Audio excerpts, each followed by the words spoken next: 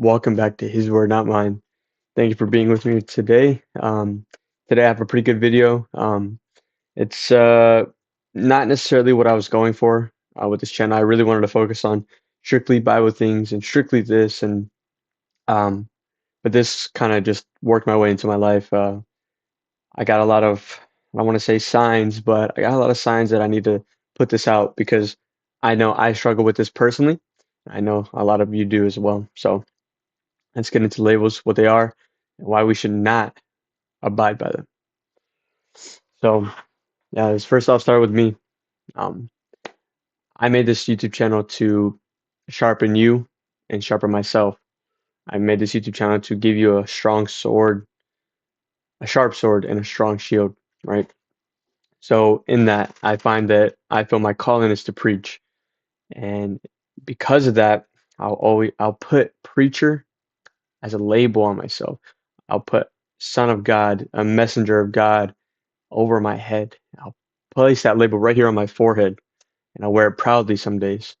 But then other days, I'll fall short of it, fall short of what I believe that I should be doing to be considered a preacher. That's posting. That's not sinning. Impossible. I know, but that's what label will do to you.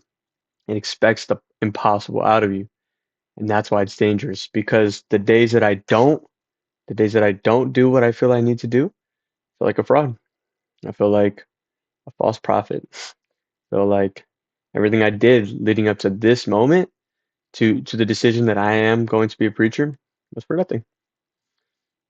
It's not worth anything anymore because I fall one time, and that's what a label would do to you.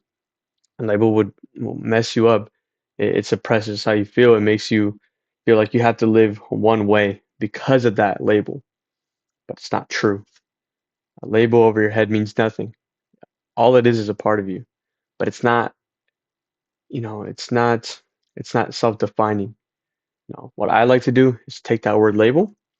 I like to switch it to gift. Okay. I have this. I don't want to get too in detail of who this guy is, but I know him pretty well, and he's a really, really good guy. And I was talking with him the other day, and he was telling me about a label he struggled with, and that was being the nice guy. Um, every time I see this guy, he's always building people up, encouraging. He has the gift of encouragement. Um, he builds people up, and he every time I see him, I smile. Before he even says a thing, he comes in that door. I smile at him because I know he's gonna say something uplifting, something that'll help my day get better, you know, and which is great. I never thought anything further than that, but I come to find that um, he uses that as a label for himself, and I know, well, more like what I found out is it hurts him a lot because deep down he struggles with wrath. And wrath is a very hard thing to combat, especially if you want to see yourself as this nice guy. So with that label over his head and the wrath in his heart, he's at a constant battle. Everybody at home, his parent, his child, his wife sees this angry side of him, but everybody else sees this good guy, and he feels like a fraud. He feels like a one. He's living his real life here and living his false life here, and it's scary because of one little label. You remove that label, now he has the gift of encouragement, not a nice guy. He's just himself. He's no longer blank. I'm not going to say his name, the nice guy. He's now just blank, well, who God created him to be. And it's the same with me. I'm not a preacher. I'm just Daniel. Just Daniel. Um, being a preacher doesn't define who I am. At the end of the day, if I never preached, I'd still be me. My personality wouldn't change. It doesn't, nothing here in this world can define you or change you. You're you. Okay. So yeah, let's get into where the Bible kind of talks about it and where we should be turning labels into gifts. So let's get right into it. Start with Romans 12:3, my favorite book. Um, for by the grace given me, I say to every one of you, do not think of yourselves more highly than you ought, but rather think of yourself with sober judgment in accordance with the faith God has distributed to each of you. Now, we're going to break that down. So the reason why I brought this one up and I wanted you guys to hear this one is because it goes with that label thing. If you have that label on you, you're thinking of yourself as this one thing, and that's it. And it's building you up. It's forcing you to be at this level, forcing you to say, I'm better. I'm this good. And what the danger of that, of course, is when you fall short of that, you feel like a fraud. So when it says, do not think of yourself more highly than you ought, but rather think of yourself with sober judgment in accordance with the faith God has distributed to each of you. When he says that, this is Paul, by the way, when he says, in accordance with the faith God has distributed to each of you, he's saying that God gave you judgment for a reason, to judge yourself and others righteously. So do not go around parading yourself as this person when you're really not. Putting a label over your head that you're this guy, but when you go home, your family sees someone else. No, that's lying to yourself. God gave you who you are for a reason, and be okay with that. Come to terms with that and be happy about that because it's a gift. It's not a burden. I promise you that. Um, yeah. So Philippians 4:8. Finally, brethren, whatsoever things are true, whatsoever things are honest, whatsoever things are just, whatsoever things are pure, whatsoever things are lovely, whatsoever things are of good report, if there be any virtue, and if there be any praise, think on these things. I brought up this one because it talks about the virtues. It talks about good things that you want to be like, good things you want to chase after, you want to base yourself off of. That does not mean putting the label of I'm an honest man over your head. No, no. Or the label of a just woman or a pure woman or man. No, no. You are just you. But if you are chasing these virtues, trying to become or more like bring these to be a part of your life, that's okay. That's what he says. If there be any virtue at all, it's these things. If there be any praise at all, there are these things.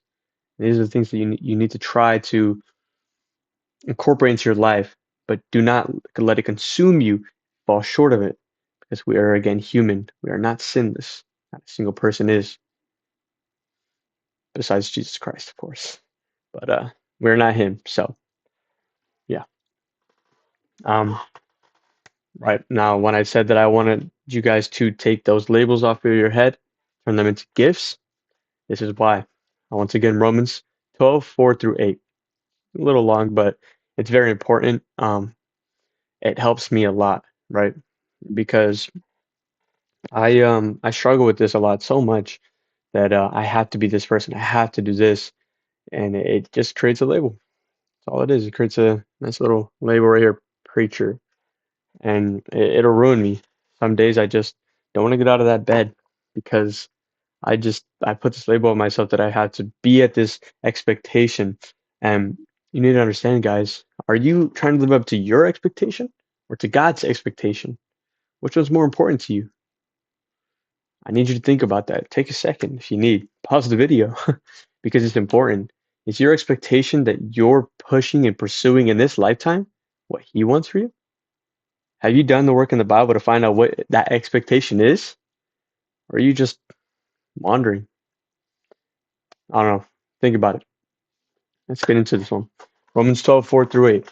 For just as each of us has one body with many members, and these members do not all have the same function, so in Christ we, through many, form one body, and each member belongs to all the others. We have different gifts according to the grace given to each of us. I want to stop right there and go to the top again. What he's saying there is that we have, parts in our body, our heart, our brain, our blood, our veins, our bones, our skin. These all are different members but work in uniform. It is the same as the church. It is the same as our people, all the people working towards God, right? We all belong, each member belongs to all the others because we come together as one, okay? When it says we have different gifts according to the grace given to each of us, if your gift is prophesying, then prophecy in accordance with your faith. And this is where I feel I fall in. This is where I feel that I'm being called to. That's where I feel like I want to pursue this in my life. is the gift of prophecy. If it is serving, then serve. If it is teaching, then teach. If it is to encourage, then give encouragement. If it is giving, then give generously. If it is to lead, do it diligently. If it is to show mercy, do it cheerfully. And yeah, read that again if you need. Always pause the video if you ever are confused. If I didn't explain it well enough, I'm sorry. Comment that. I would be very glad to explain it again. Um, but yeah, if you connect with one of these, like, good. It's a gift. It's a God-given gift. It says it right here. But if none of these feel like it's part of you, then you need to do a little more searching. Okay, it's not the only gifts of God, but these are just the ones that Paul wanted to state. Okay, um, and some of you might feel pulled to multiple, which I do. Prophesying is good, but it's not the only thing I feel called to. I feel called to teach, of course. I feel called to encourage those. I feel called to lead. But one thing, and there's a few in there that I'm not the greatest with. Showing mercy.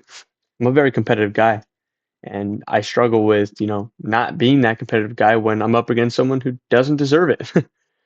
Sometimes there's people that I play tennis, I play video games every now and then, and I'm a sports guy, all that, and um, I I tend to go too far and to not show mercy on not my enemies, but my friends especially, and it's very dangerous for me. I get prideful, so that's just me admitting what I struggle with this in this list. To give generously, I mean, can't remember the last time I gave out to a homeless person because I just struggle with that. I'll find a way to justify not doing it. Oh, he's probably scamming. Oh, he's gonna go buy drugs. And yeah, I'm getting off topic a little bit, but yeah, read through this. There's more going into it. I want you to read Romans 12 if you can. Could be a little homework assignment, but it's really good. It's really fruitful, and it'll show you a lot about yourself. That's what's really big. But yeah, that's all I have for the video today. I hope you can find some fruit from this video. Um, yeah, please comment below if you have any more questions or if you want to see any other types of videos, any other types of content, something you're struggling with, or another, or you know, yeah. So thank you for watching. Like, subscribe if you would. Yeah, stay safe, stay blessed. I'll see you next time.